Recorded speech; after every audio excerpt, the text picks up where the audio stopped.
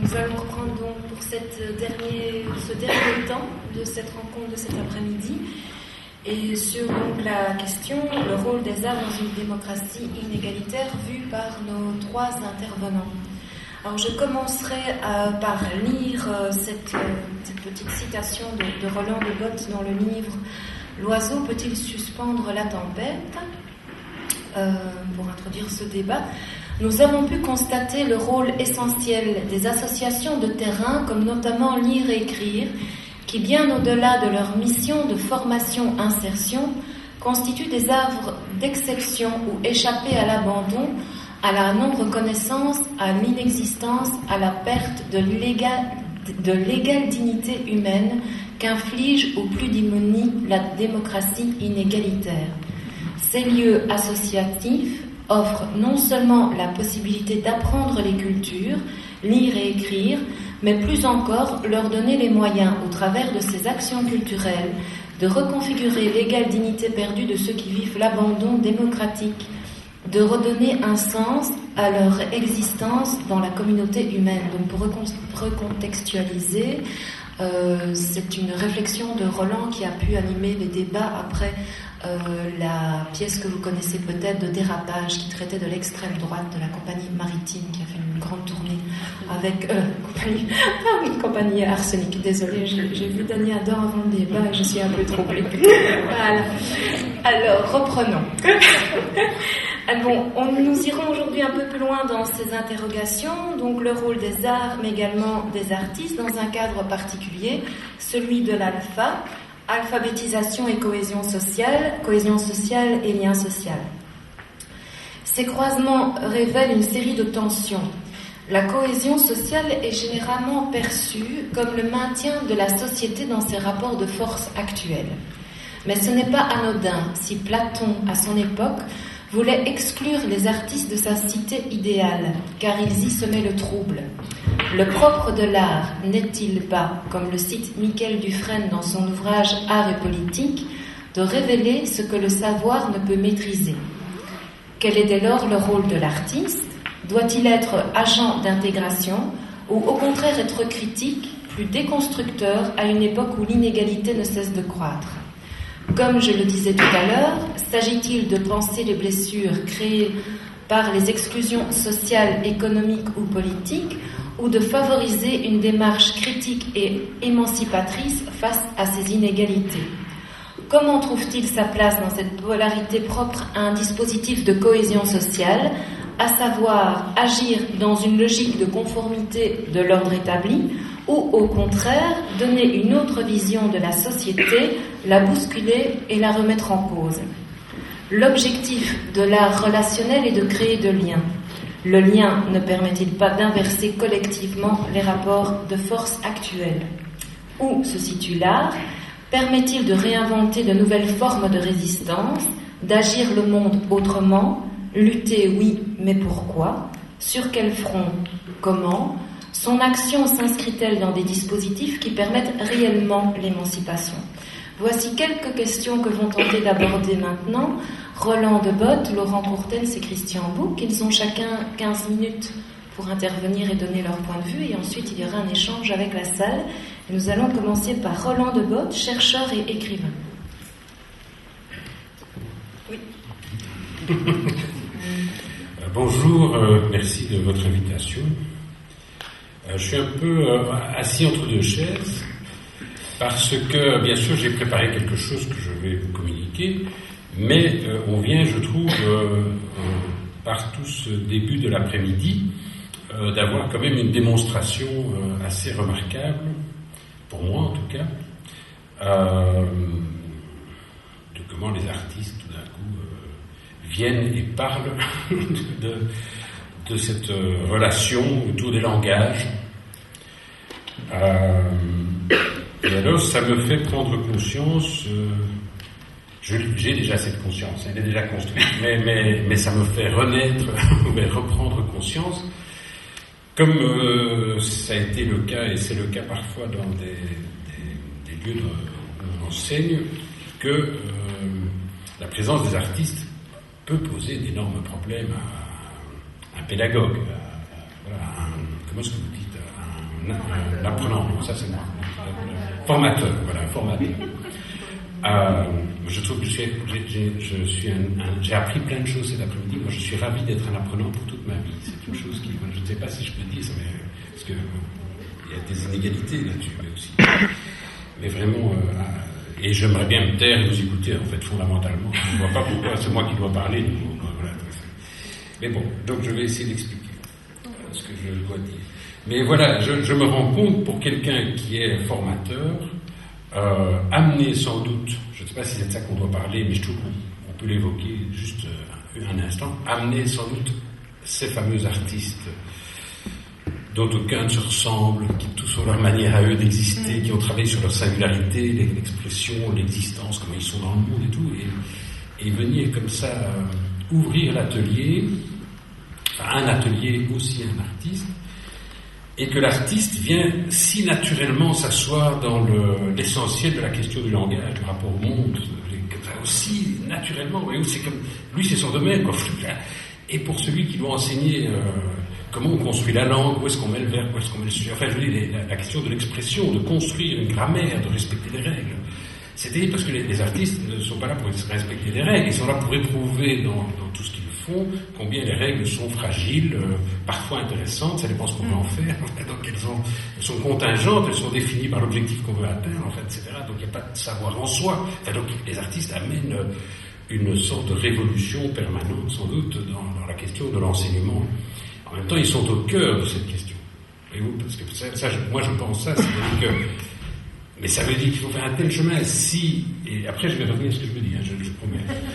Non mais je me dis, il faut faire un tel chemin parce que si on veut admettre que apprendre, ça n'est pas nécessairement recevoir des savoirs, mais c'est soi-même construire des savoirs qu'on est en train de se forger, c'est comme le forgeron, qu'on se construit ses propres savoirs. En fait, donc qu'est-ce qu'il peut faire un prof?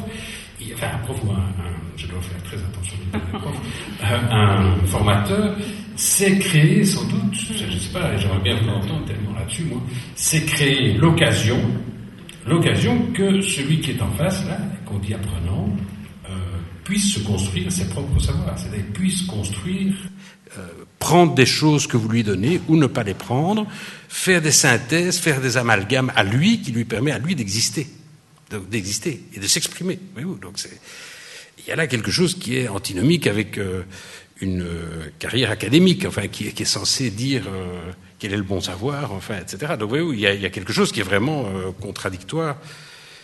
Et je vous encourage à affronter cette épreuve, mais enfin c'est une épreuve, je pense c'est une épreuve et il faut la reconnaître comme telle. Bon, maintenant j'ai fini, je reviendrai peut-être là-dessus au débat. Voilà. Donc, qu'est-ce que je voulais vous dire? Je suis un peu, je pense, à l'origine de l'idée du titre, où on a dit c'est quoi le rôle de l'art dans une démocratie inégalitaire. Je dirais ça parce que, et je vais essayer de redire les étapes du raisonnement, donc c'est en partie un peu dans l'oiseau que vous pouvez retrouver ça si je vais trop vite, et dans des choses que je vais publier comme une sorte de deuxième tome derrière l'oiseau. Donc c'est dans les débats que j'ai eus avec quantité de gens, dont quantité sans doute d'entre vous aussi à lire et écrire. Je suis venu à Bruxelles, en tout cas quand on était avec vous ici, autour de dérapage d'arsenic. Bon, ce que moi ce projet m'a appris, c'est j'ai pris la mesure que la pauvreté étend ses ravages. Bon, alors ça on peut ne pas être d'accord. Donc il y a des gens qui disent mais non c'est pas vrai, etc. Donc moi, j'ai pu constater dans les faits que la pauvreté étend ses ravages, que si on peut, dans les statistiques nationales, dire qu'il y a sans doute une quinzaine de % de la population qui sont exposés de manière permanente, je vais dire, à une situation de pauvreté, c'est-à-dire des gens qui ont moins de 900 € sans doute par mois pour vivre, il y a certainement au moins 15 autres % de la population qui, avec moins de 1200, 1300, 1400, donc qui travaillent éventuellement, voyez-vous, qui ne sont pas nécessairement en situation de chômage, mais vivent de la pauvreté plusieurs jours par mois. Je vais dire ça comme ça. Ce que je veux dire par là, par pauvreté, c'est, par exemple, dire je me soignerai la semaine prochaine, ou c'est dire je ne mangerai pas, ou je mangerai très autrement, je vais dire comme ça, pendant les 15 jours qui viennent ou pendant la semaine qui vient, ou peut-être pas, ou seulement alors d'aller taper un copain pour aller manger chez des amis, parce que comme ça au moins on peut manger quelque chose. Enfin, donc la question de manger pose problème, quoi. Voilà. Donc moi je pense, mais je n'en ai pas toute la statistique, j'ai essayé d'étudier un peu comment les statistiques nationales étaient faites, mais que sont exposés à la pauvreté sans doute 30% de la population, soit de manière permanente, soit de manière cyclique, ponctuelle, à certains moments du mois, etc. Et dès lors, je pense qu'il y a 30 autres % au moins de la population qui craint, qui a peur, si vous voulez, qui sont habités de manière permanente, c'est-à-dire dans toutes les décisions qu'ils prennent dans leur vie, par la peur de se retrouver dans cette situation de pauvreté. Et on voit que, quand on regarde la situation en Grèce, on voit que des gens qui ne soupçonnaient pas qu'ils allaient tomber dans la pauvreté risquent de tomber dans la pauvreté, effectivement. Voilà, ça bascule, pouf, hop, là, voilà. Donc, la pauvreté est un problème important pour un nombre de plus en plus croissant de nos citoyens. Voilà. Je ne sais pas si je vous ai convaincu ou si ça vous paraît juste. Enfin, je suis d'accord de le discuter. Je ne dis pas que c'est dogmatique, donc je suis d'accord de le discuter. Mais je vais passer à l'étape suivante du raisonnement. C'est que d'autres s'enrichissent considérablement. Donc, voilà, voyez-vous. Oui, je vais par étapes, voyez-vous, vous comprenez ça. Donc, voilà. Et comme ils s'enrichissent considérablement, que les salaires... Et Pierre Rosanvallon vient d'écrire un livre formidable sur la société des égaux, où il montre qu'en 10 ans, les moyens du patronat ont augmenté de 100%, enfin, ont sauté de 100 fois supérieurs, alors que les moyens du salariat ont augmenté autour de 5-6%. Donc, vous voyez, l'écart est vraiment énorme, quoi. Bien, donc je ne démontre pas plus que ça, vous lisez un peu l'actualité, vous suivez un peu les choses, donc vous avez sans doute des informations que je n'ai même pas peut-être, mais donc ce qui m'intéresse c'est d'arriver à ceci, c'est que si les uns deviennent plus pauvres et que les autres, quelques-uns deviennent plus riches, eh bien il y a des inégalités qui augmentent, le volume d'inégalités augmente. Voilà. C'est pourquoi je travaille sur l'idée que notre démocratie, soit parce qu'elle accepte ou tolère, je vais dire, ces inégalités, soit parce qu'elle les produit, ce qui n'est pas exclu, c'est que dans ces systèmes même, ou parce qu'elle est prise dans des raies financiers tels, elle est amenée à produire de l'inégalité. Donc notre démocratie est inégalitaire. Ça va ? Je vais bien lentement dans le raisonnement. Voilà. Alors, si vous lisez Montesquieu, qui est un homme charmant, qui date un petit peu, mais enfin bon, je ne suis pas remonté à Aristote, ni à Platon, donc je remonte à Montesquieu. Montesquieu a cette très belle phrase, formidable, il dit, ça je l'ai mis dans le bouquin, et vous pouvez trouver la référence, donc c'est dans ses écrits, il dit cette chose formidable, c'est que l'amour de la démocratie, c'est l'amour de l'égalité. Il ne le dit pas nécessairement pour prôner la démocratie, mais pour avertir ceux qui voudraient vivre en démocratie qu'ils devront aimer l'égalité. Donc ça ne va pas avec un régime de privilèges, voyez-vous. Donc c'est un avertissement quelque part qu'il donne. Mais c'est quand même très beau. Et je pense que c'est très juste. Je pense que si on relit toute la littérature sur la démocratie, l'idée est quand même grosso modo qu'il y ait une égalité entre les personnes. Pas seulement une égalité de voix, hein, parce que ça c'était quand même déjà pas rien, mais aussi qu'on aille vers un système d'égalité de conditions, enfin de plus d'égalité dans l'économie, le social, etc. Ça ne veut pas dire qu'on doit être tous les mêmes. Hein. Donc faites une différence, s'il vous plaît. On peut être tous différents, mais être dans une égalité de conditions. Oui, on pourrait, voilà, ça fait encore un séminaire qu'on peut faire ensemble. Alors, si donc je prends cette idée chez Montesquieu, alors, la démocratie inégalitaire dans laquelle nous sommes, elle est une démocratie paradoxale.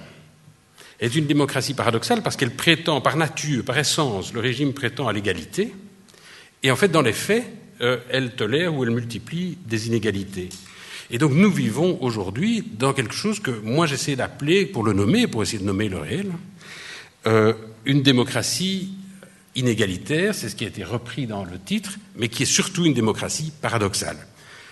Bon, paradoxal, je l'utilise au sens des sciences sociales, peut-être même des sciences de la psychopédagogie. Donc là, il faudrait un petit peu creuser, mais dans l'idée qu'on fait juste l'inverse de ce qu'on dit, quoi. Le paradoxe étant de faire l'inverse de ce qu'on dit. Voilà. Donc, surtout, mon fils, ne fume pas, ne fait pas comme moi. Hein, tu vois, donc le parent qui prescrit des attitudes qui sont radicalement inverses de la sienne.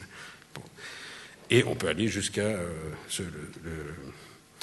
des paradoxes plus effrayants encore. Dans la psychopédagogie a fortement étudié ça. Des grandes folies sortent de ces confrontations à des paradoxes. Voilà. Alors, maintenant, voilà. Est-ce que toutes ces étapes du raisonnement vous paraissent claires? On pourrait discuter de chaque point. Je vous propose de le faire tantôt si ça vous dit, mais sinon, on l'admet comme tel. Ce qui est intéressant, c'est ce qu'on fait de ça maintenant. Voilà. Si on admet l'idée qu'on vit dans une démocratie paradoxale, on peut re-questionner toutes nos pratiques selon cette idée. Et ça devient tout à fait intéressant parce que dans une démocratie paradoxale, on peut dire que, par exemple, dans une démocratie paradoxale, quelle est la place de l'art? Voyez-vous, parce que ça, c'est intéressant de voir si est-ce que le fait qu'on est dans une démocratie paradoxale transforme le rôle que l'art peut avoir dans la cité. Est-ce qu'il assigne des fonctions à l'art? Est-ce que ces fonctions sont nécessairement de l'ordre de la cohésion sociale, par exemple? Ou est-ce qu'elles sont plutôt du lien social? Comment est-ce qu'on différencie les deux? Donc, vous voyez, on peut, du fait de s'appuyer sur l'idée qu'on vit dans une démocratie paradoxale, réinterroger toutes nos pratiques. Dans ce cadre-là, et pour essayer de cerner, de me rapprocher le plus près possible du thème auquel vous nous avez invités, il s'agit de savoir, d'essayer de travailler quelle est la fonction de l'art dans le cadre de l'alphabétisation. Parce que c'est quand même là qu'on est dans la discussion. Alors, c'est ça qui était intéressant aussi tantôt, et je vais peut-être essayer de retourner certaines choses. Je m'en excuse, hein, mais peut-être ça fait simplement un peu réfléchir. Donc, est-ce que l'art dans la société est un supplément d'âme? C'est une des propositions qui existait. Est-ce que dans la société paradoxale, c'est toujours ce supplément d'âme? Est-ce que c'est de ça qu'il s'agit? Oui, comment, pourquoi? Enfin, voyez-vous, on peut commencer à interroger ce qu'on fait. Est-ce qu'il est un autre moyen on a dit ça tantôt, on a dit c'est un plus. On disait c'est un plus dans le travail de l'alpha. Est-ce que c'est un autre moyen? Est-ce que c'est un prétexte? Est-ce que l'art est un prétexte? Le mot a été utilisé, la vidéo est un prétexte, disait votre collaborateur tantôt. Est-ce que c'est un prétexte à pouvoir entrer dans le même travail, mais autrement, par un autre chemin, par un autre moyen, par une autre invitation, par quelque chose de plus accessible peut-être? Je m'interroge là-dessus et je vous proposerai peut-être de retourner les choses. J'essaie de tenir compte aussi donc de ce qu'on a dit tantôt. Est-ce que j'ai cru comprendre ça c'est Michel, hein, Michel est-ce que tout l'art n'est pas de l'alphabétisation? Enfin, c'est comme ça que j'ai compris la proposition qui est revenue. Ça, je trouve formidable, quoi, parce que oui, est-ce que tout l'art n'est pas la question du langage, c'est-à-dire l'apprentissage du langage, c'est-à-dire pas seulement la question du langage, c'est aussi comment on nomme le réel avec le langage, ou comment on nomme ce qu'on vit du réel avec le langage.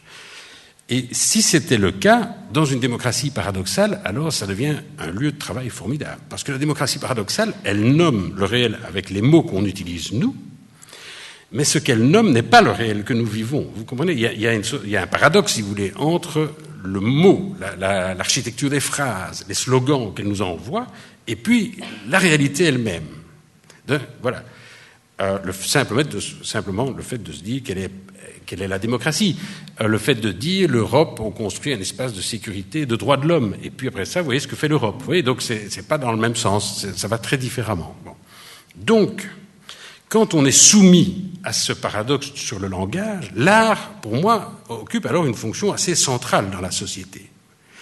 Je veux dire qu'elle n'est pas un plus, elle n'est pas un moyen, elle est le lieu central du débat sur le langage. C'est-à-dire comment est-ce que nous allons nous réapproprier des langages qui vont nous permettre de nommer les réalités. Voyez-vous, il y a une sorte d'échappée au paradoxe du langage de la démocratie paradoxale. Donc, j'ai déjà dépassé le... Non ? Presque. Allez, encore 2 minutes, je vais essayer de faire ça. Donc, le paradoxe, c'est de parler un quart d'heure, bien sûr. Donc, pour dire des choses de cet ordre-là, en plus, c'est insensé, évidemment. Donc, mais j'essaie quand même, donc c'est ridicule. Bon, voilà. Enfin, soyez gentils, soyez aimables avec moi, soyez compatissants. Ça vous arrive aussi, d'ailleurs, hein, donc je l'ai entendu tantôt, hein, donc on est sur pied d'égalité dans la difficulté. Hein, donc, si, formidable proposition, je souscris pleinement. Je reformule avec mes mots, mais c'est-à-dire tout l'art est alphabétisation. Donc, dans ce cas-là, il faut alphabétiser tout le monde, voyez-vous. Comme il faut d'abord intégrer les riches, parce que vous savez, si les riches peuvent être riches, c'est parce qu'ils ne sont pas intégrés à notre société, ces gens-là. Donc les seuls pour qui il faut prévoir un parcours d'insertion dans cette société, c'est les riches. Parce qu'il faut qu'ils comprennent... mais non, mais je veux dire, c'est très sérieux ce que je vous dis. Hein, mais il faut qu'ils comprennent qu'ils vivent en société et qu'ils ne sont pas là seulement pour nous faire du mal et nous mettre dans des situations imbéciles. Donc, alors bon, après ça, ils vont se tourner vers nous en disant « Oh, on a fait des conneries, il faudrait bien que vous le payiez. Hein » Bon, non. Alors, donc, parcours d'insertion, ça ne concerne pour moi les principaux riches, les plus riches. Bon. Donc, si tout l'art n'est-il pas alpha? Et dans ce cas-là, comment est-ce qu'on fait de l'alpha pour tout le monde? C'est ce que je trouve un projet formidable, en fait. C'est né un peu de ce que j'ai entendu, de comment je raisonne avec ça, mais ça me paraît formidable. C'est qu'il faut expliquer aux gens qu'on ne fait pas de l'alpha qu'avec les pauvres ou avec les gens qui ne savent pas écrire, c'est qu'ils ne savent pas écrire eux-mêmes et qu'il est grand temps qu'on le fasse avec eux. Quoi. Donc, voilà, en tout cas, une belle perspective. Deuxièmement, est-ce que, ça c'est beaucoup plus compliqué pour les formateurs, mais avec qui je suis plein de compassion, donc je voudrais bien ne pas être... ça vaut pour tous les enseignants, et j'ai été enseignant, donc je vois bien de quoi il retourne. Est-ce que, raisonnablement, ce point pouvant faire l'objet de discussions sur l'étendue de la raison, est-ce que raisonnablement, l'alpha est envisageable sans art? C'est-à-dire que, si l'art est au cœur de la question du langage, vous comprenez? Si elle est au cœur de la question de retrouver des cohérences au niveau du langage, c'est-à-dire de pouvoir s'approprier des mots et des grammaires qui vont nous permettre de nommer la réalité, de nommer ce que nous vivons. Et on le voit dans l'exemple que vous avez tous entendu, vous avez certainement été touchés comme moi, j'espère, de cette femme, c'est Nicole, je pense, qui parle de la Lune. Vous voyez? Donc, si vous devez apprendre la Lune, vous pouvez montrer la Lune ici, hein, bon, mais ce qu'elle raconte sur la Lune, vous voyez, ce qu'elle dit de la Lune, ce qu'elle a comme savoir sur la Lune, c'est tellement... autre que la définition que vous pourriez prendre dans le Larousse. Enfin, je veux dire, c'est ça, vous comprenez, le Larousse ne vous racontera pas ce qu'elle sait vous raconter sur la Lune. Or, où est le savoir? C'est des problèmes énormes, quoi. Où est le savoir? Et la Lune qu'on a... Allez, je vais prendre, parce que moi je ne suis pas du tout dans l'anti-islamisme, je pense que d'ailleurs les intégristes sont plus dans l'anti-islamisme que moi, donc je pense qu'il faut être un peu respectueux pour des religions qui sont des religions d'amour depuis le début du 7e siècle. Donc, prenez cette lune qu'il y a sur le drapeau turc, je pense. Il y a une lune, je pense, sur le drapeau turc.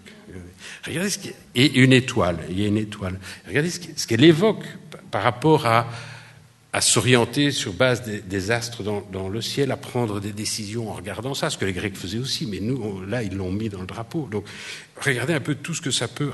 Voilà, toute autre chose. Vous voyez, c'est toujours la même lune, c'est toujours le même mot, mais seulement ça raconte toute autre chose, ça s'approprie tout à fait autrement. Et donc, est-ce qu'on peut raisonnablement envisager d'expliquer ce que c'est que la Lune sans donner la parole pour que tout ça s'exprime? Et qu'est-ce qu'on va expliquer? Qu'est-ce qu'on va être en mesure d'expliquer? Je trouve que c'est une question tragique, hein, ce que je vous ai dit là. C'est-à-dire, est-ce qu'on peut raisonnablement construire un langage dans une démocratie inégalitaire qui utilise les mots pour nommer du faux réel, en utilisant les définitions qu'on a apprises à l'école? Quel est finalement alors ce que deviendrait l'école pour moi dans une démocratie inégalitaire ou paradoxale? C'est qu'il faut absolument apprendre ce qu'on ne doit plus faire. Donc l'enjeu de l'école, c'est de nous apprendre tout ce qu'on ne devrait plus faire. Parce que si on le fait, on va continuer à s'enfermer dans les raisonnements dans lesquels on est et donc dans les situations dans lesquelles on est. Mais donc il faut apprendre ça. Mais vous comprenez que l'attitude de l'étudiant n'est plus du tout la même, parce qu'il vient apprendre, non pas pour savoir ce qu'il faut faire, il ne vient pas apprendre les bonnes pratiques. Est-ce que les bonnes pratiques sont du côté de la démocratie inégalitaires ou du côté de... Enfin, oui, où est-ce qu'elles sont? La cohésion sociale, elle est de quel côté dans tout ça? Donc, enfin, ça permettrait de relire ça. Et donc, dans ce cas-là, on apprend le mieux qu'on peut pour éviter de tomber dans les pièges de ceux qui nous précèdent. Donc pas des bonnes pratiques, mais des pratiques qu'il va falloir naviguer pour savoir comment on s'en sort de ces trucs-là. Donc vous voyez, la posture de l'enseignant ou la posture de celui qui vient suivre le cours n'est pas du tout la même. Vous voyez, elle est radicalement différente. Donc ça ouvre quand même, je pense, c'est ça que je voudrais faire. Je voudrais faire un outil, et je vais terminer par ça. Je voudrais faire un outil pour que les travailleurs de l'action culturelle et les artistes puissent s'interroger sur ce que c'est leur pratique, la fonction de leur pratique, dans une démocratie qui est paradoxale et dont on va devoir se dégager si on ne veut pas en mourir. Donc il faut bien qu'on...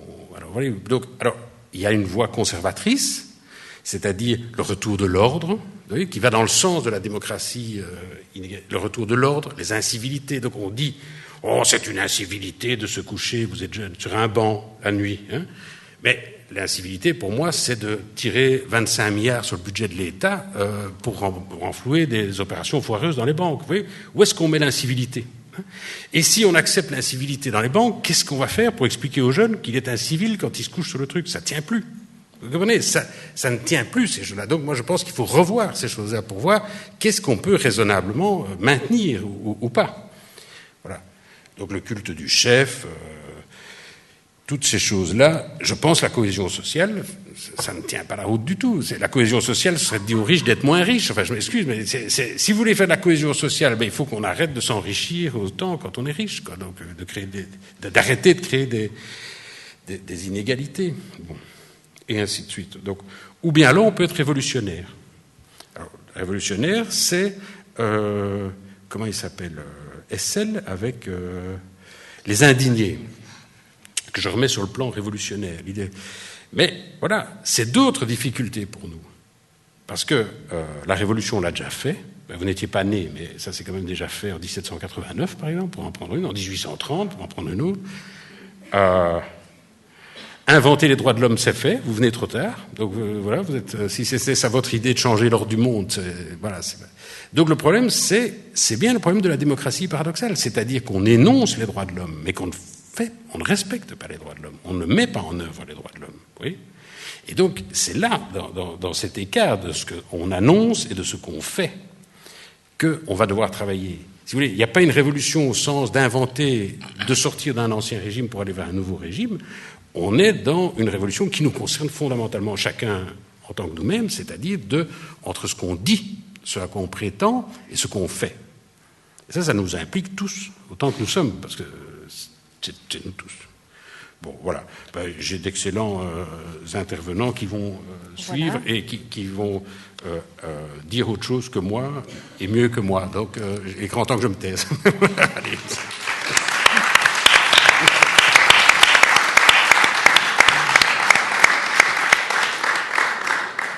Voilà, donc nous allons passer maintenant la parole à Laurent Courtens, historien de l'art, critique d'art, conférencier et responsable de la médiation à l'ISELP. Tout ça. Oui, je risque peut-être de me montrer plus dogmatique que Roland, en commençant par dire que les révolutions, on peut aussi les refaire. C'est une option aussi. Et avant d'entamer mon bref exposé, je voudrais quand même rendre hommage au festival qui nous accueille, parce que quelqu'un a dit tout à l'heure que ce festival rendait visible, pour ceux qui sont les premiers concernés, c'est-à-dire les apprenants, une sorte de biotope où nous sommes quand on débarque ici. Donc ça les outillait pour se situer socialement, j'ai bien compris, j'espère. Mais moi je voudrais ajouter aussi un autre aspect, c'est que ce festival rend visible qu'il y a une production de culture. Et donc la culture n'est pas seulement ce temple d'où on déverse des savoirs autoritaires, mais elle est aussi ce qui se produit, ce qui s'opère, notamment dans le travail social, dans l'apprentissage, dans l'enseignement, donc dans d'autres contextes qui ne sont pas labellisés comme culturels a priori. Donc le terme socio-culturel, qui était un terme très dénigrant, donc c'est le pas encore culture, on est encore devient ou peut être identifié comme producteur de culture à part entière. Ça, c'était le premier préambule. Puis il y en a 5, et puis il y a 2 minutes pour dire ce que je voulais dire. Sur ces petits mots de Roland Topor, c'était pour amorcer un semblant de réponse à l'idée que peut l'art dans une démocratie inégalitaire, et qu'est-ce qu'il peut tout court. C'est qu'en tout cas, il y a une chose, une ressource qu'il offre, ça rejoint à ce que dit Roland, c'est qu'il peut défaire le langage courant, il peut défaire le langage autorité, il peut défaire la souveraineté apparente des langages qui sont ceux de l'autorité et des pouvoirs. Ici, ce qu'on a, c'est du langage vernaculaire, c'est de la sagesse populaire qui est érigée en rang d'affirmation, qui vient faire affleurer du réel, le réel de la condition humaine. Tout le monde a compris ça. Toujours couille, pour gagner vie, combien couille, vie est foutue. Tout le monde comprend ça. Donc c'est défaire l'autorité des savoirs scientifiques, des savoirs politiques, des savoirs économiques, et amener du vernaculaire, amener de l'évidence avec un langage qui est en fait défait, amputé. Et donc ce manifestant l'a bien compris. Donc, c'est une manifestation contre l'austérité. Je crois que c'est contre les premiers plans de réforme des pensions. Donc il a réinsufflé cette œuvre, on va la qualifier comme telle, c'est lisible, dans un contexte de conflit social. Et donc là, je voulais, ça c'est mon deuxième préambule, amener quelque chose qui me paraît très important dans le contexte d'aujourd'hui, qui est donc la journée de la cohésion sociale. Et je vais citer celui qu'on se doit de citer dans ces contextes-là, c'est Pierre Bourdieu, qui, en 1996, donc c'était dans un colloque qui avait pour titre « L'intégration sociale comme problème culturel ». L'intégration sociale comme problème culturel, on y est là, c'est ce qu'on aborde. Et il amène cette idée « Je ne voudrais pas être ici pour apporter un supplément d'âme. La rupture des liens d'intégration sociale que l'on demande à la culture de renouer est la conséquence directe d'une politique économique. Et l'on attend souvent des sociologues, mais des animateurs sociaux, des artistes, qu'ils réparent les pots cassés par les économistes. Donc, au lieu de me contenter de proposer ce que dans les hôpitaux on appelle les soins palliatifs, je voudrais essayer de poser la question de la contribution du médecin à la maladie. Et donc, toute son intervention défait, en fait, les dogmes qui nous oppriment aujourd'hui, ceux de l'austérité, de la compétitivité, etc. etc. Vous connaissez ça. Donc, ce que je voulais d'abord amener, avant toute chose, c'est que on ne peut pas faire de l'austérité et de la cohésion sociale en même temps. Donc, si M. Sterckx était encore là, j'espère qu'il me comprendrait. Donc, ça ne marche pas.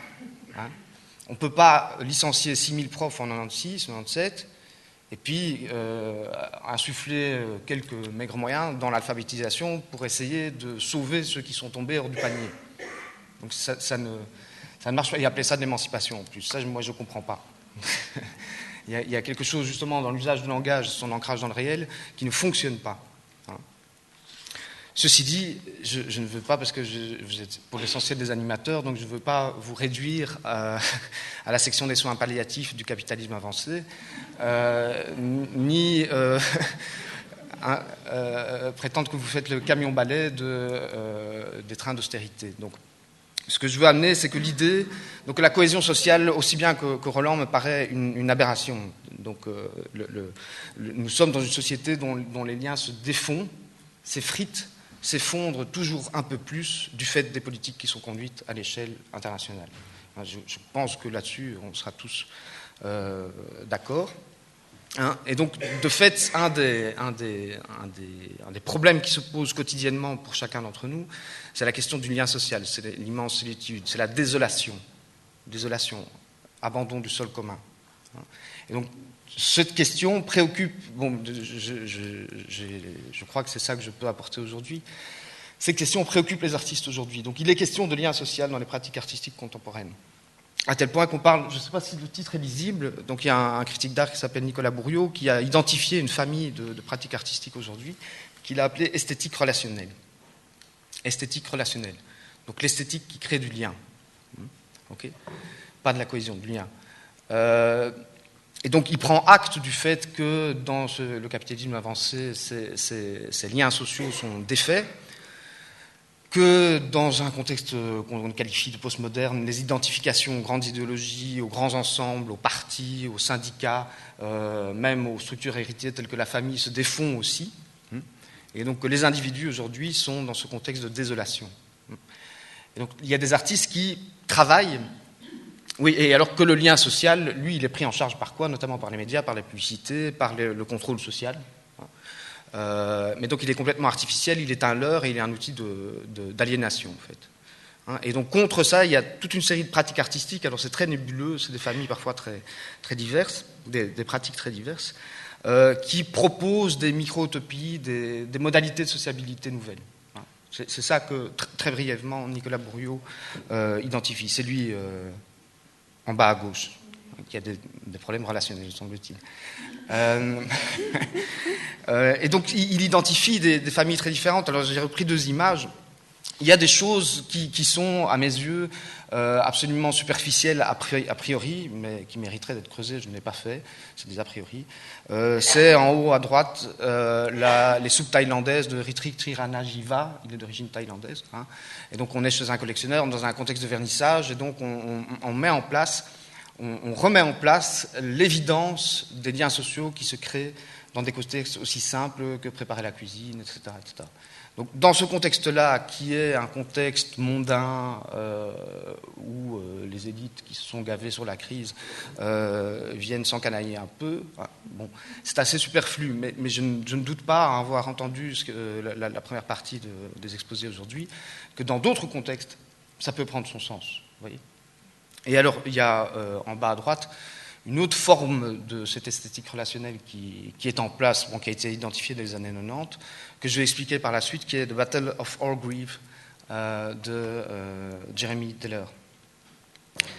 Donc, mais je voudrais, dans un premier temps, donner une espèce d'avertissement par rapport à ces pratiques relationnelles. Alors, je ne parlerai pas de l'AP 1, donc les ateliers du partage numéro 1, parce que j'avais l'intention de toucher un mot, mais je n'ai pas le temps, je risque de me planter, donc il vaut mieux que je la ferme. Mais par contre, je parlerai de la biennale Valeurs croisées. Vous voyez ? C'est visible. Donc, pour dire ceci, c'est que cette question du lien social, qui fait que nous sommes dans une communauté, qui fait que nous sommes dans une société, donc qui fait défaillance aujourd'hui, elle a été très clairement identifiée. Donc, cet appauvrissement a été très, très clairement identifié par le milieu des entreprises. Et que donc, les formes d'art relationnel ont été recherchées par les entreprises pour créer du lien social dans l'entreprise, et donc comme outil de management. Et donc il y a une biennale qui s'appelle les Ateliers de Rennes, qui s'est ouverte en 2007. La première édition s'appelait Valeurs croisées. Et donc là, il s'agit de mettre des artistes dans des entreprises. Donc ici à droite, c'est Damien Béguet, oui, qui travaille dans une entreprise, je ne sais plus comment elle s'appelle, qui fait de la confiserie industrielle, donc notamment des crêpes. Et donc il va mobiliser toute la chaîne de production, depuis la conception jusqu'à la production elle-même, jusqu'au marketing, pour renouveler le produit.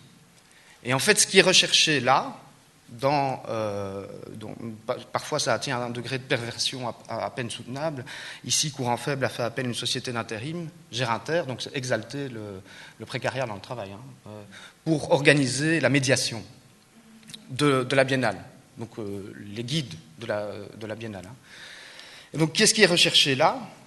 Dit l'argumentaire de cette biennale, c'est que dans un contexte de compétitivité accrue, il faut activer le facteur humain dans les entreprises, il faut activer la créativité des employés. Et donc là, l'artiste, avec ses formes relationnelles, vient bien à point parce qu'il peut créer ces contretemps qui sont typiques du domaine de l'art, ces contre-emplois, pour libérer la production de ces entraves. Vous voyez ? Et donc là, on a un usage de cette esthétique relationnelle, du lien social, qui en fait est un outil d'augmentation de la productivité et de management. Donc voilà, c'est pour dire que cette esthétique relationnelle est à double tranchant. Cependant, elle génère, donc ça je voudrais vraiment vous toucher un mot pour vous montrer quel est ça va le temps ? Ça va le temps? Ah oui, Émeric, 5 minutes. Oui. Quel est le potentiel libérateur et émancipateur que peut avoir une démarche artistique? Donc je ne parle pas du contexte de l'alpha, hein, j'en suis bien conscient, je vais peut-être en toucher un mot, mais je voulais avoir un propos plus général. Et donc ça c'est très concret, c'est The Battle of Orgreave de Jeremy Deller. Jeremy Deller a une exposition au Wills pour l'instant, que je vous conseille vivement d'aller sillonner. Et donc qu'est-ce qu'il fait Jeremy Deller? En 2001, il organise un reenactment, donc ça veut dire une remise en acte de la bataille d'Orgreave. Alors la bataille d'Orgreave, c'est quoi très brièvement? C'est un clash, un affrontement décisif qui a eu lieu pendant la grève des mineurs britanniques en 84. Grève des mineurs britanniques qui a duré 1 an et qui a été vraiment le premier coup de pilon du néolibéralisme anglo-saxon, pour le coup, là, sur le tissu industriel, donc qui a défait, qui a décousu complètement le tissu industriel en Grande-Bretagne, et donc qui a été un modèle aussi appliqué par la suite en Europe, et qui l'est encore en Europe. Et donc les mineurs, ça a été une grève très longue, très dure, très acharnée, se sont mobilisés, là ils étaient presque 10 000 à Orgreave pour bloquer une coquerie avec des piquets volants. Et donc c'est à ce moment-là que Thatcher, la dame de fer, a dit on va casser ce mouvement et on va le casser physiquement, militairement. Et donc il y a 5 à 8 000 flics et anti-émeutes qui débarquent et c'est la grosse collision. Évidemment, cet épisode est tombé dans l'oubli et donc l'idée de Jeremy Deller va être ici de réactiver, de réancrer une mémoire et de la réancrer physiquement, chorégraphiquement, presque dans un territoire. Orgreave même, où il fait appel à une société de reconstitution historique, vous voyez, les Romains contre les Gaulois, les troupes napoléoniennes contre les Autrichiens, etc. Mais il le fait sur l'histoire récente, l'histoire ouvrière, l'histoire sociale. Hein, et il le fait en partie avec certains protagonistes de l'époque, des anciens mineurs, des anciens flics aussi, ou toujours flics, et il le fait à Orgreave. Il le fait à Orgreave même. Et donc il y a un film qui a été fait à partir de là par Mike Figgis, qui est passé sur Channel 4 en 2002, Média de masse. Et donc dans ce film, vous voyez comment la ville se trouve réinvestie de sa mémoire qui est latente. Donc comment une identité collective est réancrée dans une terre. Et à la fin du film, vous voyez une gamine qui est à la fenêtre qui a une des fenêtres et qui commence à dire « The miners, united, will never be defeated ». Donc les mineurs unis jamais ne sont vaincus. Hein, donc le travail de Deller ici va être de recoudre une identité collective, hein, en n'oubliant pas que cette identité collective est en contradiction avec l'état du monde. Hein, c'est ça, le fait de ne pas omettre les contradictions, hein, ce n'est pas une démarche consensuelle. Et donc lui faire reprendre corps, littéralement. Donc voilà, tout ça pour vous dire que le potentiel de cette dynamique-là est de créer des identités, ou de les nourrir, de les sédimenter, de les fixer à un moment, pour que des corps tiennent dans le monde. J'utiliserai cette forme-là, faire tenir des corps dans le monde. Aujourd'hui, donc c'est pas parce que ça c'est évidemment des gros moyens, c'est un artiste à qui on donne des moyens, c'est spectaculaire, etc., etc. Mais ce que je voudrais faire, c'est vraiment rendre hommage aussi à votre pratique et sans aucune démagogie vraiment. Ce que j'ai vu ce matin ici, c'est des corps debout. Ce sont des apprenants. Alors c'était le collectif Alpha qui avait fait ça, et c'est un théâtre japonais. Vous avez vu ça? Donc ils faisaient dérouler des images qu'ils avaient construites. Des collages, et ils énonçaient un poème. Hein. Et donc c'était des voix frêles, c'était des gens dont la langue maternelle n'était pas le français. Mais c'était vraiment des figures debout face à nous qui tenaient ce moment-là. Hein. Et donc ça c'est le dernier point que je voudrais amener, et qui va un peu à contrepoint par rapport à ce que j'ai dit en amorce. C'est que, bien sûr, avec la culture, l'art, l'alphabétisation, on ne va pas rouvrir les usines. Hein. On est tout à fait conscient de ça. Mais je plaide vraiment pour le déjà ça. Donc, on fixe à un moment une identité et on l'autorise à être dans le monde. Hein. Et donc, ça, c'est des dessins qui ont été faits dans le cadre de l'atelier conduit par Catherine Longli au Wills, enfin, oui, avec un groupe d'apprenantes. Et donc elles ont dû identifier une sorte de totem, si vous voulez, et le réaliser graphiquement. Et ben le fait que ces femmes ait pu à un moment se désinhiber complètement par rapport à certains outils de langage, le dessin, etc., est un pas sur un cheminement qui va vers peut-être vers un rassemblement plus important. Mais on est dans un moment aujourd'hui où il faut accepter qu'on est dans l'hétérogène, où il y a des niches différentes, où s'opèrent des moments décisifs qui font qu'on fait tenir des consciences, des corps, des langues, des paroles debout dans ce monde. C'est ça.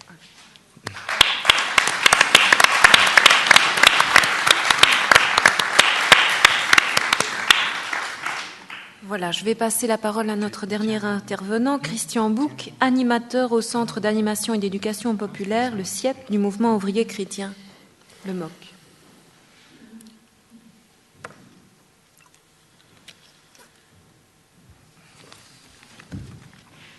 Oui.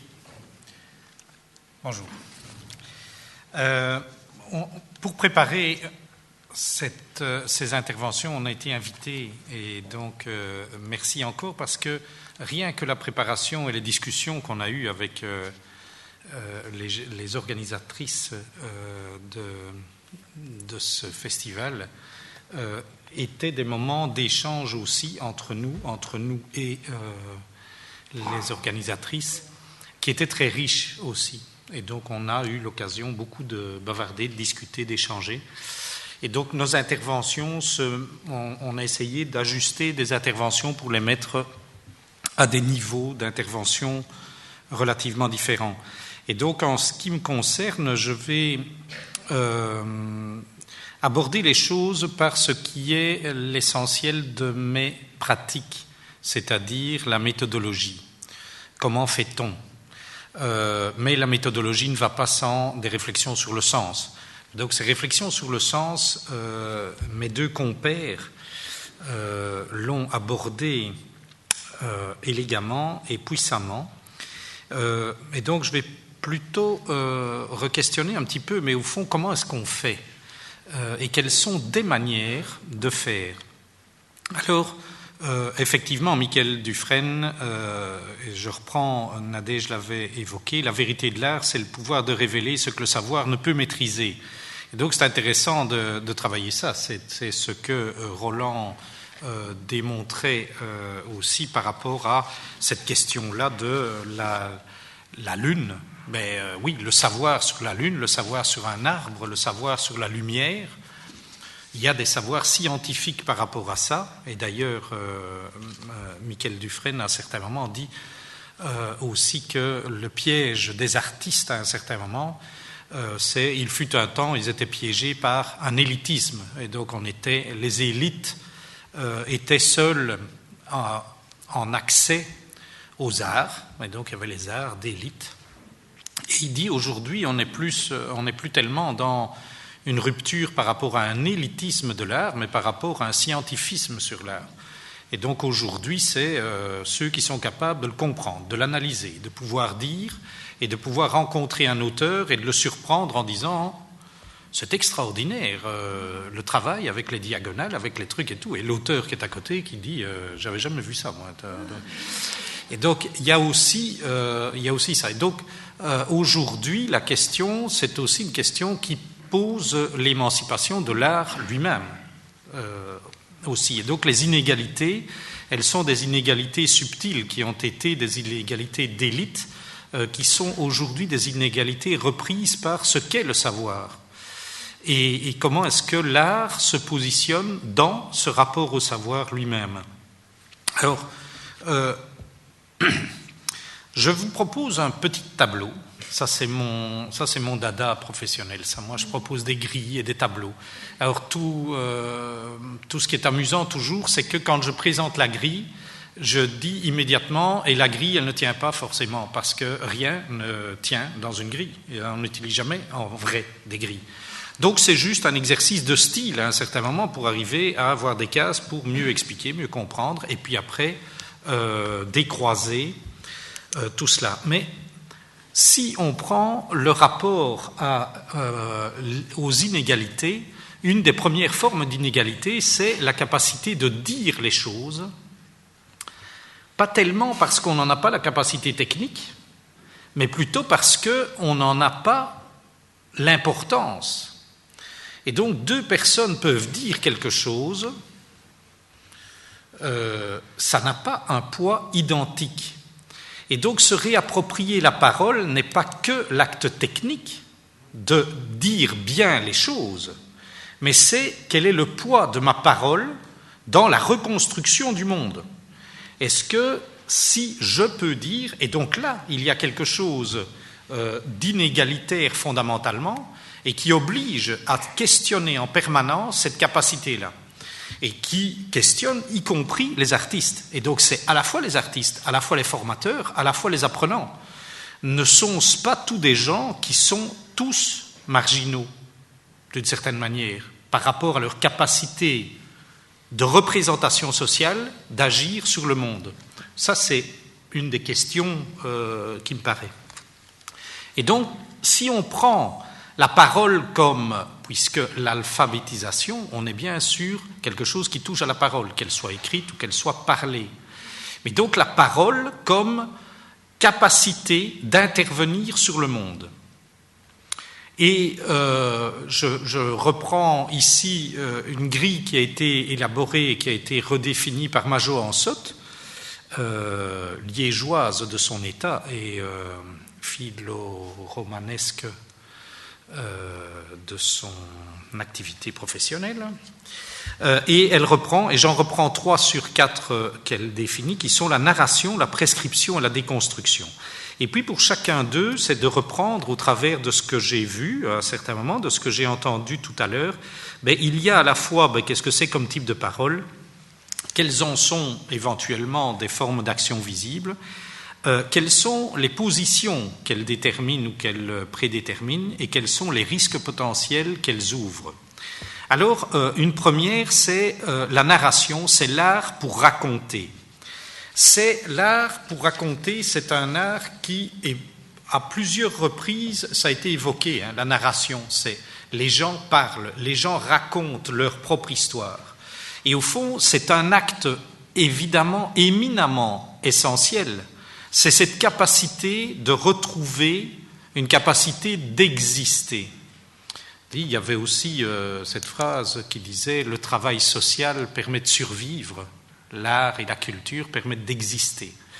Et donc la force justement d'un travail de cohésion sociale qui serait réduit à une action de type social, réduit effectivement à un effet de subsistance dans une société dans laquelle, Roland le disait, on a un nombre impressionnant de gens qui ont du mal à tenir les 2 bouts, comme on dit, autre expression curieuse. Et donc il y a cette première forme, l'art pour raconter, et donc réapprendre ou apprendre ou se réapproprier ou oser dire devant d'autres sa propre histoire. Et il y a eu des témoignages ici tout à l'heure qui étaient remarquables de ces capacités-là. Alors, il y a une autre forme de travail sur la parole qui est un travail prescriptif. C'est le fait de parler et d'utiliser l'art pour s'engager. Ce n'est plus un art qui raconte, donc on raconte une histoire, et on raconte son histoire, mais un art qui exige, un art qui dit le monde que l'on veut. Et donc là aussi, il y a une autre forme de travail qui se fait et qui mérite d'être pris en compte pour lui-même, qui est encore différent du travail méthodologiquement parlant. C'est très différent d'organiser une parole narrative et d'organiser une parole prescriptive. Il y a aussi des codes, il y a aussi des manières de le faire. Et donc apprendre cela se fait également. Et une autre forme, c'est la déconstruction, donc l'art pour questionner, l'art pour détourner. C'est même utilisé à l'intérieur de l'atelier. J'aimais bien cette forme-là, par exemple, c'était l'art qui détourne, c'était le coup du spiringue. Ça, c'est magnifique, ce truc-là. Il dit, ceci n'est pas un spiringue. Et donc, ceci n'est pas un spiringue. Et donc, je le mange. Alors là, il y a une mise en abîme excellente. dans ce travail-là. Mais c'est un travail intuitif et c'est un travail réel et important. Et c'est un travail de déconstruction, justement. On déconstruit en même temps toute une forme de langage qui a été appropriée, venue d'un extérieur ou revenue d'une histoire, où on peut dire, mais est-ce qu'on a le droit de questionner ça aussi? Est-ce qu'on a le droit de questionner ça? Ça ne veut pas dire qu'on n'a pas le droit de refuser de manger du porc, mais est-ce qu'on a le droit d'en parler? Et est-ce qu'on a le droit ensemble de le dessiner? Et est-ce qu'on a le droit ensemble de... Et donc la déconstruction est une autre forme d'inventivité de la parole, et l'art, là aussi, permet une série de choses que l'usage de la parole comme parole grammaticale, syntaxique, dans sa forme de langage verbal strict, ne permet pas toujours. Alors, quelles sont les actions visibles pour chacun d'eux? Pour la première, l'action visible, c'est se mettre en scène. Alors, il faut faire un travail, et il y a tout un travail qui consiste à permettre aux personnes de se mettre en scène elles-mêmes dans l'histoire qu'elles racontent. Et donc, c'est plus nécessairement totalement l'histoire pour elle-même, c'est l'histoire re-racontée. Et donc, comme vous savez, chaque fois qu'on raconte l'histoire, il y a autre chose qui se passe.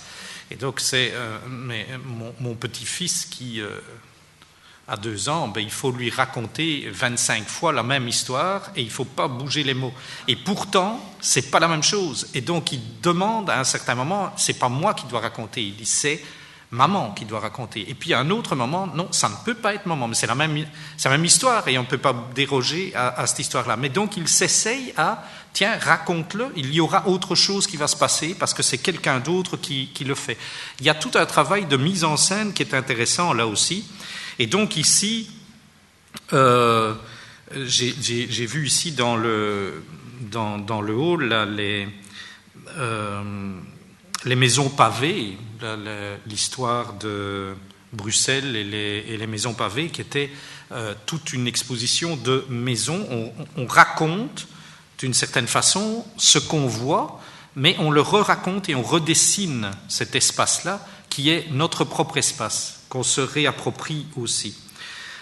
C'est l'exemple que Laurent vient de prendre aussi, évidemment. C'est reprendre et se réapproprier une histoire, la refaire vivre, et puis tout à coup, ça devient notre histoire. Il y a, pour la prescription, l'action visible, c'est exiger un idéal. Il y a une série de travaux qui ont été faits ici, qui étaient des fresques, qui sont élaborées par des gens, et ces fresques-là, elles disent quelque chose de beau, le monde est beau, le monde est magnifique, le monde est tout ça. Et puis quand on le regarde, on dit il y a quelque chose d'un peu... on pourrait dire c'est d'un irréalisme total, évidemment. Mais non, bien sûr, parce que derrière ça, c'est pas seulement un rêve enclavé dans... on se permet un petit espace de rêve, comme si c'était une petite poésie, comme ça en passant, pour se dérider un peu ou pour ne plus penser aux soucis d'eux. Non, il y a aussi derrière cela la projection d'un idéal. Et comment aujourd'hui sommes-nous encore capables, dans cette société que Roland décrivait tout à l'heure, cette société paradoxale et cette société fondamentalement inégalitaire, comment est-on capable d'inscrire un idéal d'une autre société ou d'une société meilleure demain? Et qui en a le droit? Et ok, il y a regardez la télévision et regardez les pubs qui nous submergent tout le temps. Il y a un travail artistique majeur d'ailleurs derrière ce bazar. Et donc les pubs, elles sont magnifiquement faites pour nous évoquer et nous imposer un idéal de vie. Si on avait les dents particulièrement éblouissantes, ça ce serait l'idéal. Si on mesurait autant et si on arrivait à rentrer dans des fringues tout minces, idéal. Ah oui, ça, et l'idéal de vie qu'on nous propose, qu'on nous soumet, c'est ça. C'est arriver à manger des hamburgers tout le temps et pas grossir. Magnifique, ça c'est l'idéal.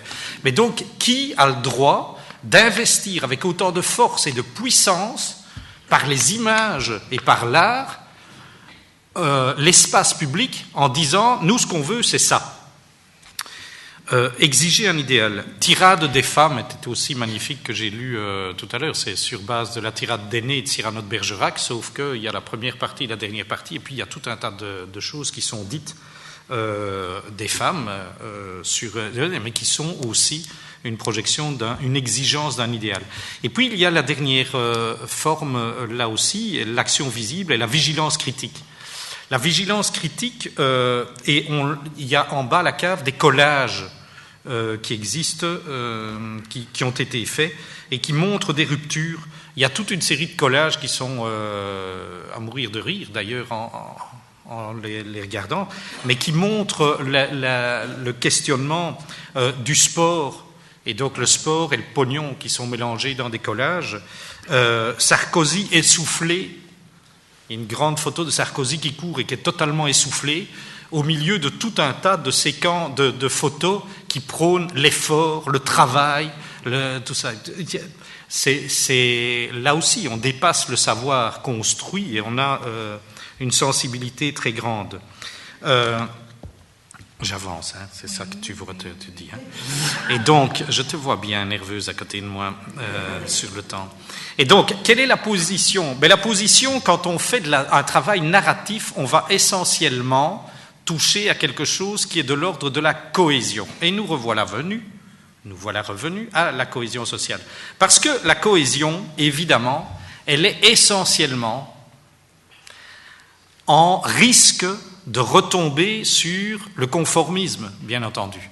C'est faire cohésion pour, c'est se remettre dans le moule de ce qui existe, refaire la société telle qu'elle est, et donc dire, il y en a malheureusement qui sont en dehors de tout ça, ce qui serait bien, c'est qu'ils soient dedans, dans le bon bazar.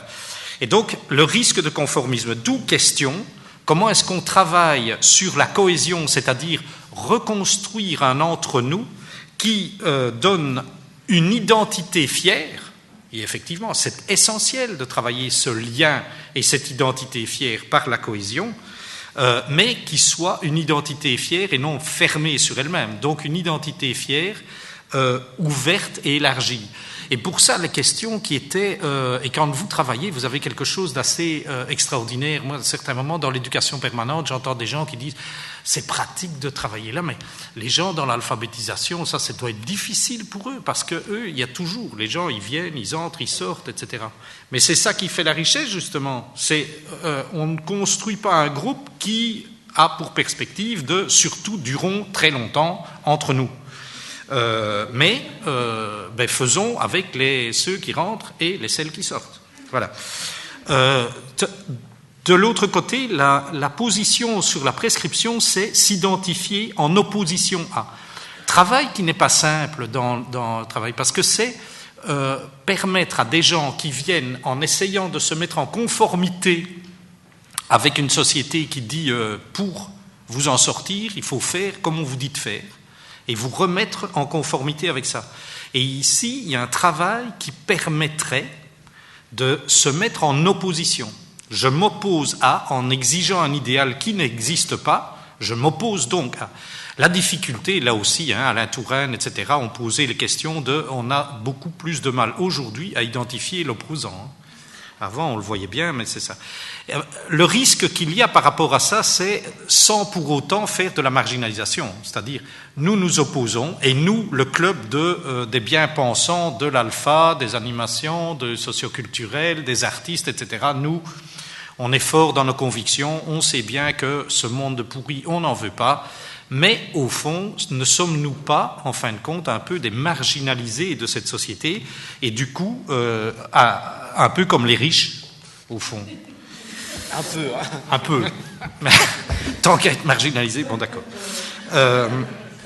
Alors, la déconstruction, la position, c'est une position d'interpellation, la capacité d'interpeller et de questionner. Et le risque qu'il y a à être toujours à questionner, c'est en fin de compte aussi un risque de se retrouver en impuissance d'agir. D'où la question pour la deuxième, pour éviter la marginalisation. Comment sommes-nous capables de construire des alliances ? Comment sommes-nous capables, comme acteurs, que ce soit artistes, que ce soit apprenants ou que ce soit organisateurs de construire des alliances et comment sommes-nous capables de travailler au-delà de l'impuissance à l'identification de ce qui a été fait n'est pas seulement un exercice ludique, mais est une vraie capacité acquise et que cette capacité est exportable dans d'autres espaces de la société dans laquelle nous sommes. Et donc ça, c'est vraiment le au-delà du travail magnifique que nous avons pu voir, ce qui peut être des questions mobilisatrices pour nous. J'avais un autre truc que je vais ne pas présenter. Voilà. Bien, d'accord. Donc, voilà.